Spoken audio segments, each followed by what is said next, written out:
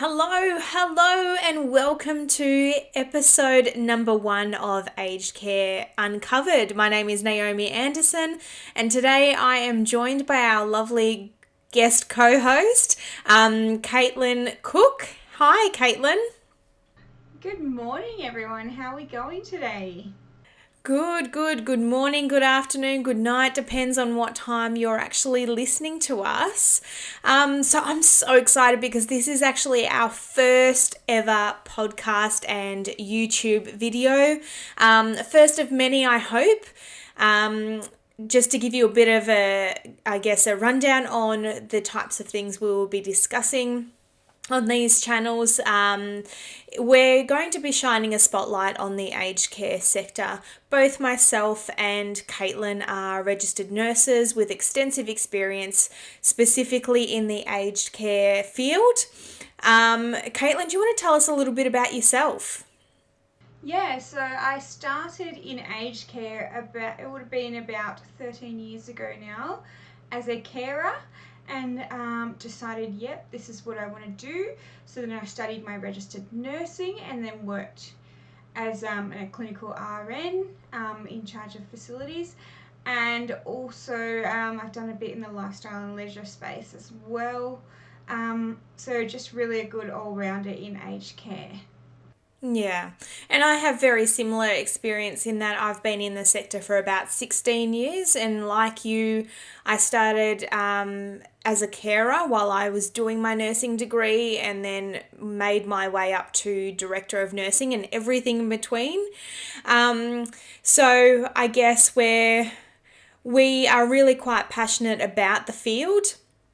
And I can safely say, I think for the both of us, Kaitlyn, that we have experienced it personally as well and firsthand. And that is really the reason why we have started our channels, just to start that conversation, because it's something that really isn't spoken about enough, or even early enough with families and things like that. So today, Kaitlyn, what are we talking about for our very first episode? So we're going to start from the beginning and we're going to talk about the signs and symptoms that our loved ones are needing a bit more help. Yeah, and this is probably one of our most commonly asked questions. How do you actually know that mum or dad need more assistance, whether that's in the home, so in-home help support, or when they need to go into aged care? And I think I'll preface this by saying that no one is exactly the same as the next person, and it's such a grey area. There is no black or white answer, there's no clear line. It's really about you knowing your elderly loved ones and then recognizing these signs and symptoms. And from our perspective, I guess, we always recommend keeping somebody in their own home for as long as possible while it's safe to do so. Would you agree, Kaitlyn? Yeah, absolutely. That's their home environment, that's their routine where they're comfortable.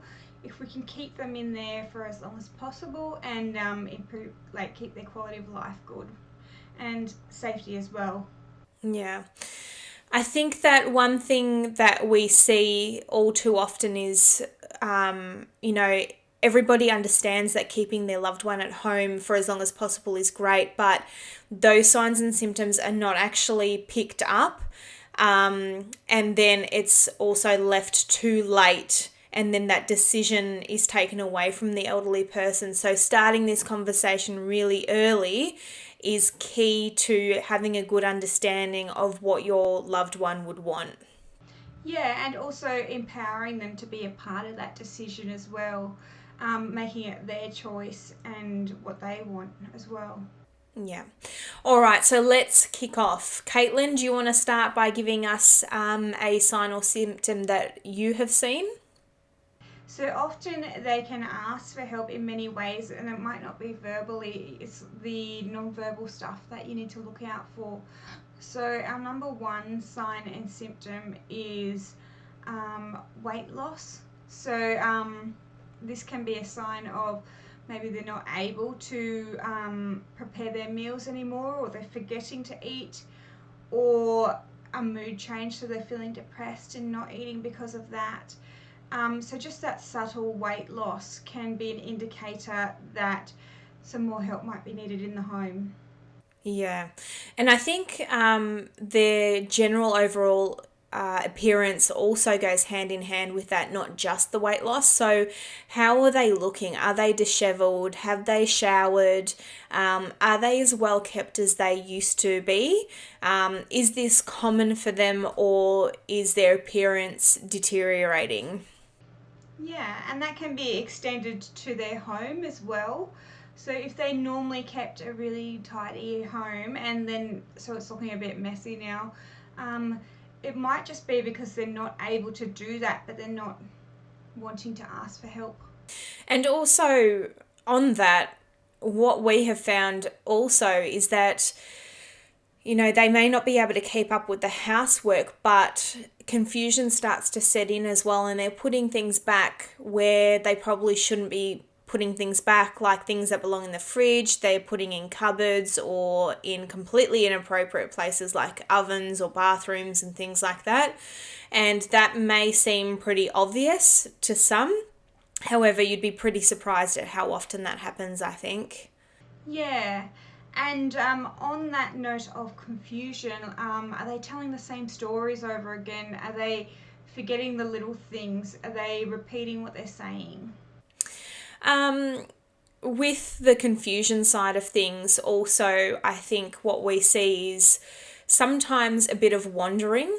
And what we find is that people are, or the elderly person can sometimes, wander outside, down the street at odd times or get lost, whereas they usually wouldn't once do that. And then along with that sometimes comes with the phone calls to family and friends and things like that at times that aren't really suitable, which are outside of the times that they would usually call, or inappropriate times, say in the middle of the night, and those thoughts, those kinds of things.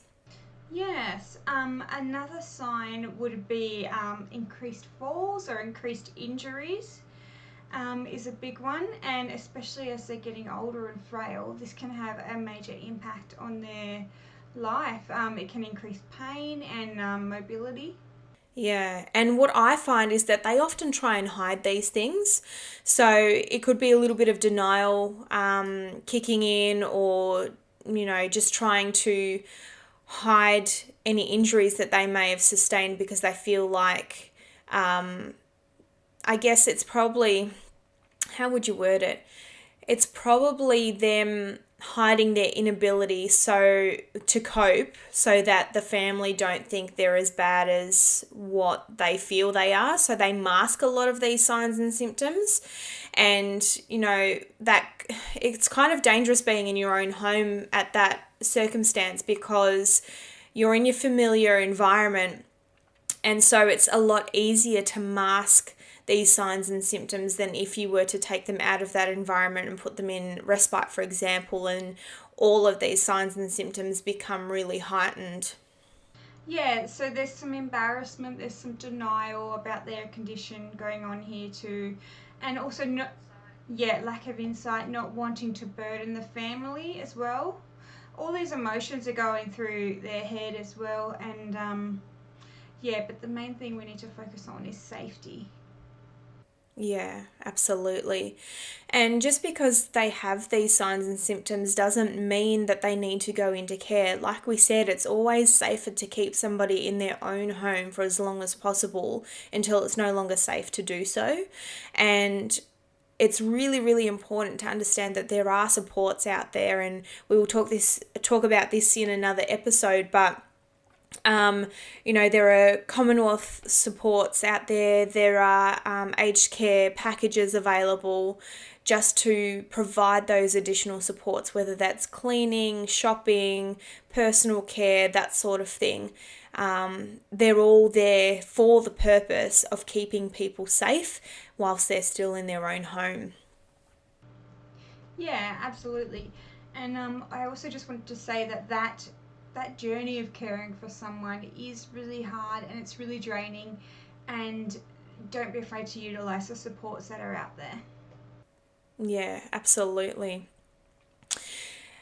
Speaking of other supports that are out there, I think it's really important to support family members as well, not just the elderly person, although, the elderly person is the center of everything in this situation. It's really important to recognize the pressure that it puts on the family members that are looking after them. And we've actually created a Facebook community group where these family members can support one another who also go through that similar situations and experiences, and that's called the Aging Parents Support Group over on Facebook, like I said.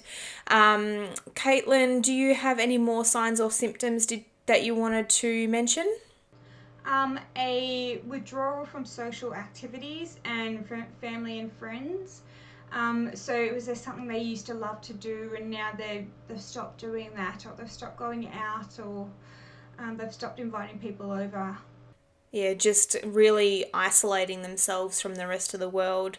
So that could be examples of that, like if they used to go to a club and play bingo, or to the RSL on a particular night to meet with their friends, or down to the park or whatever, and then all of a sudden they're not doing that anymore, that could be a sign that something's changing.